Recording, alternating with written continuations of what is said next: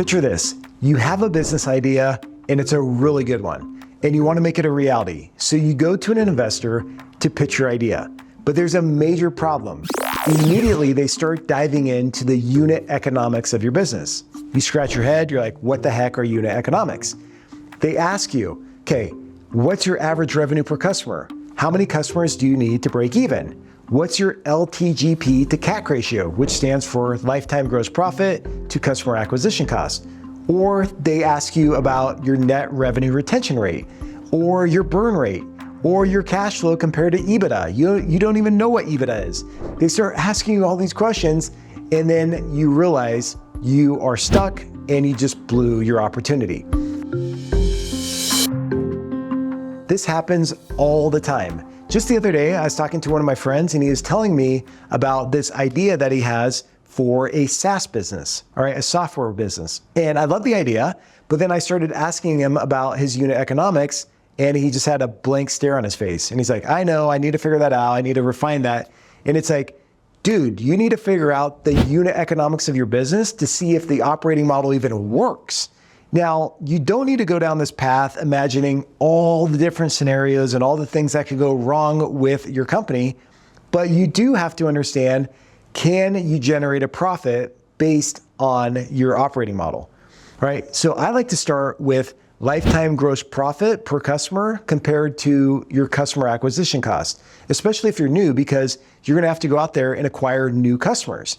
And you're gonna have to figure out, what's it gonna cost to acquire a new customer? And based on the pricing that you're gonna charge, what is the gross profit of that customer over their lifetime with you, right? And when you compare that ratio, let's just say you look at that first, it needs to be at least 3 to 1.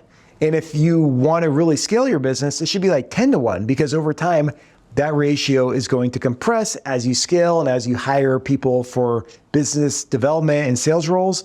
Like ultimately it's gonna go down. So you want to start off with a bigger number knowing that it's gonna compress over time. But that's just one example. Like I said, understanding your break-even point, your burn rates, how much cash flow you need, what's your return on invested capital, or your economic profit. All of these things you have to know. And that's why financial literacy is so critical. Sometimes people are like, finance is for the birds, accounting is for the nerds, right? But if you want to be successful in business, let's just say you have a business idea and you want to make it a reality, if you don't understand the fundamentals of finance, you're going to struggle to be successful. I'm not talking about being a nerd. I never have. I've never promoted the idea of being a nerd, wearing a green shade in the back office, doing debits and credits until the trial balance ticks and ties. That's the opposite of what I preach. Instead, I'm talking about the fundamentals of finance. Do you know how to read an income statement, a balance sheet, a statement of cash flows? Do you know the 4 levers of profitability? Do you know the unit economics of your business? Do you know the, let's say 5 to 10 metrics that you should be paying attention to determine whether or not your company has a good strategy and whether or not you are generating value? So these are all the things that you need to know.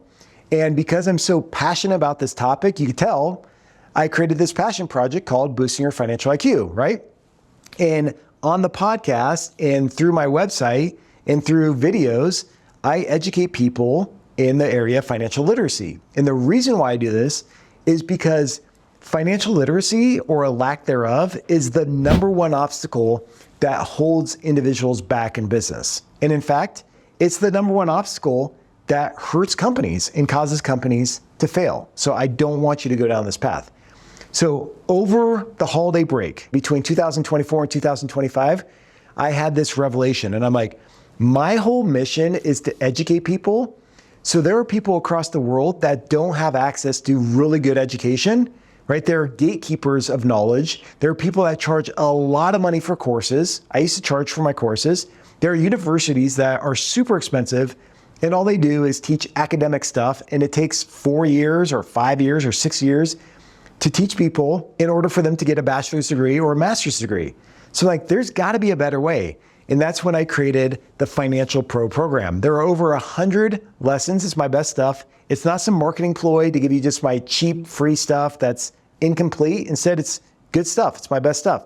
There's 6 levels. You can become a financial pro, and guess what? It's all free. It's all free, all right? No gimmicks, just knowledge.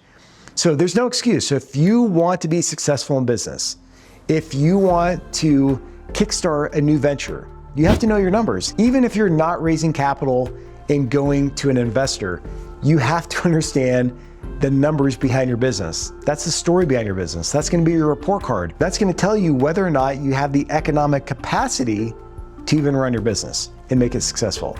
All right, that's what I wanted to share with you. Until next time, take care of yourself. Cheers.